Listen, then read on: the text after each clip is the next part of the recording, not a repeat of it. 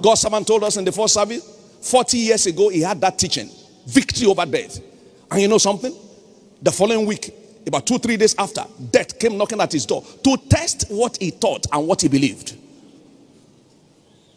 To test what he believed and what he thought. And shamefully, the devil met him fully prepared. Met him fully prepared.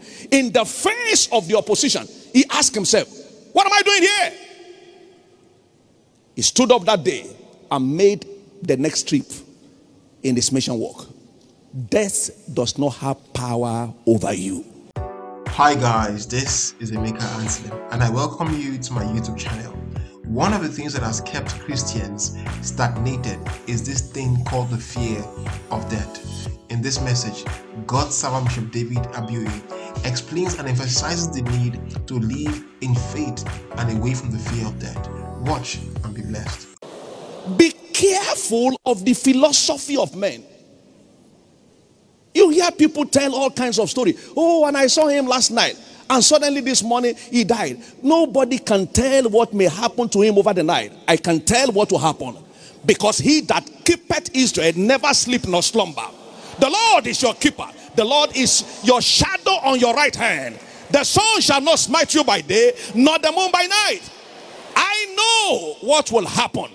How do I know? Because God tells me so. You say you don't know what will happen because people are telling you so. I choose to believe the one who told me that I am secured, that the number of my days I will fulfill. That's what he says. You see, you have to make a choice. In Deuteronomy chapter 30 verse 19, he said, I lay before you life and death. I lay before you life. If you look at it, the first thing God presented was life. It is when you reject life that you experience death. Once you choose life, death withdraws, because you are not permitted to choose more than one. I lay before you blessing and cursing. Which one do you choose?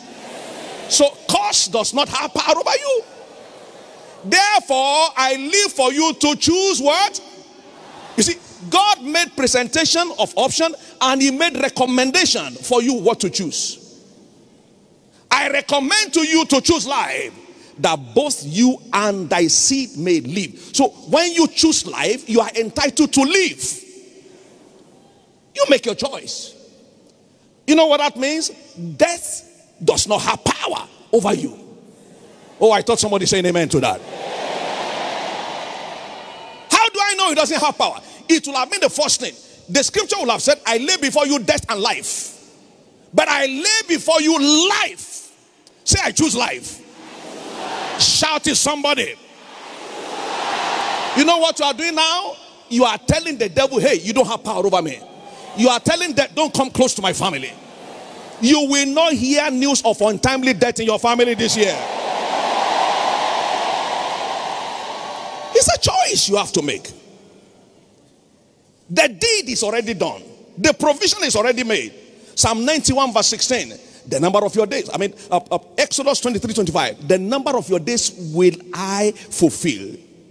Psalm 91 verse 16. With long life will I satisfy. But you have a choice either to be satisfied or not to be satisfied. God does not impose anything on anyone. You live a supernatural life. Scripture reveals to us that death has been abolished.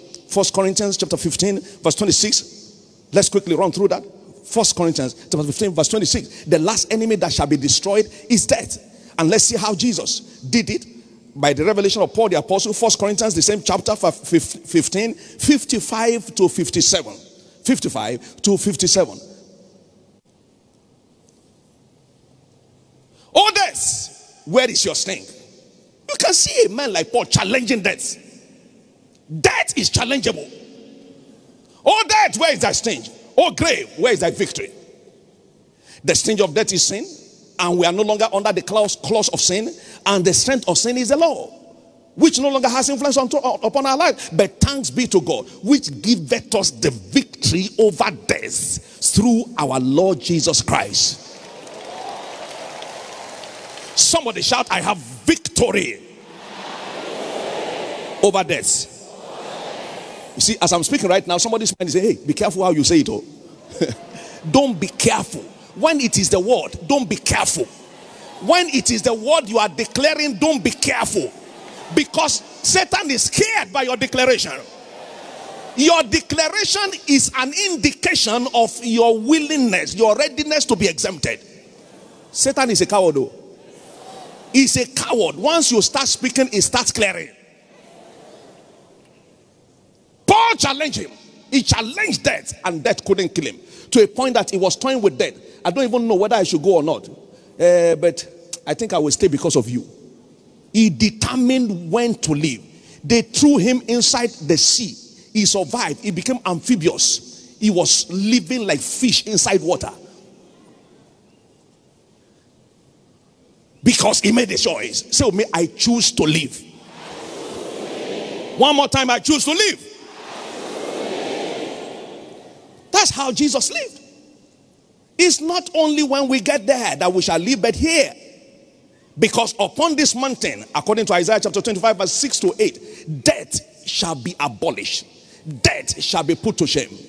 In our time, we will make a mess of death. I say we will make a mess of death. Because death shall be swallowed up in victory. It is your choice.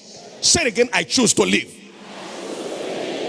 Many years ago, I sat with a young man on this bed, hospital bed, and I asked him a question. I said, are you sure you are not afraid to die? He said, sir, I must tell you the truth. I'm afraid. I couldn't help him. I couldn't help him. David chose to live. I shall not die but live. That's where the power of your tongue comes in. If the last thing you can say at any time, in case you're on a sick bed, is to say, I shall not die, God will endorse it.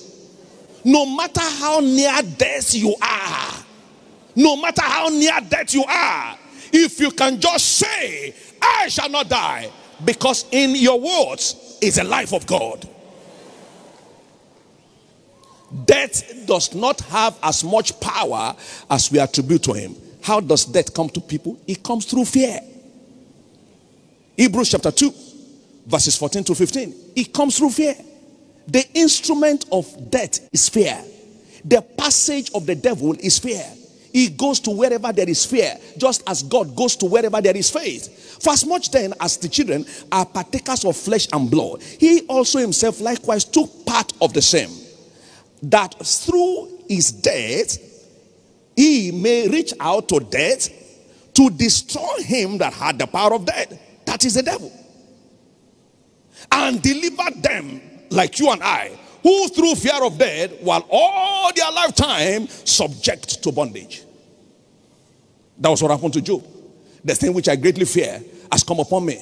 Satan has no power to reach you except through the passage of fear. Fear invites Satan, just like faith invites God. And your faith to invite God is rooted in your declaration, your choice that you make. Say loud amen. Amen. Another loud amen.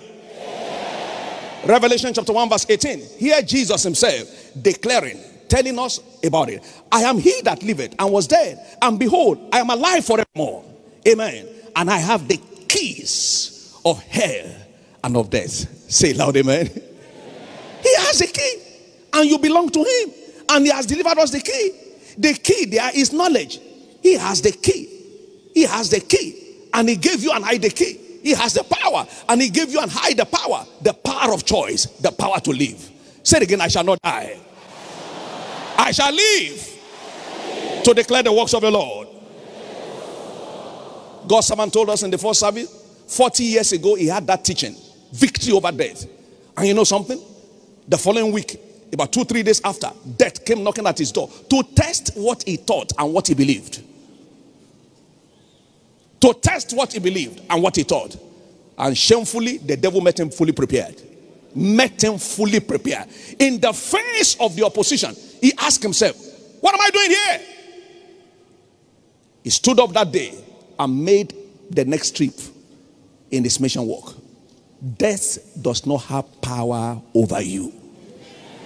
Oh, not everybody is saying amen. Amen means I believe. If you believe, say louder, amen. Every scheme of the devil to tamper with you or any member of your family is crushed right now. You know, several times they attempted to kill Jesus. They couldn't kill him. Luke chapter 4, verses 28 to 30. They took him up to the brow of the mountain to push him down. He disappeared. He disappeared. They couldn't find him. John 10:39. They picked up stone to stone him. He walked through their midst. They didn't know when they passed. From this day, every scheme of death, you'll be escaping them. They came to arrest him in John 18:4-9. And as soon as Jesus asked them, who are you looking for? They fell backward. They couldn't touch him. Jesus was not actually arrested. He delivered himself to them. Jesus was not killed on the cross. Even when they pierced him with sword in John 19:30, until he said, I give up the ghost. It is finished. And he gave up the ghost. So until you give up yourself, death does not have power over you. It does not have power over you. It does not have power over you. Do you know something? No one in this family will ever be cheated by death anymore. Accident will no longer be your portion. Sudden death at night will not visit your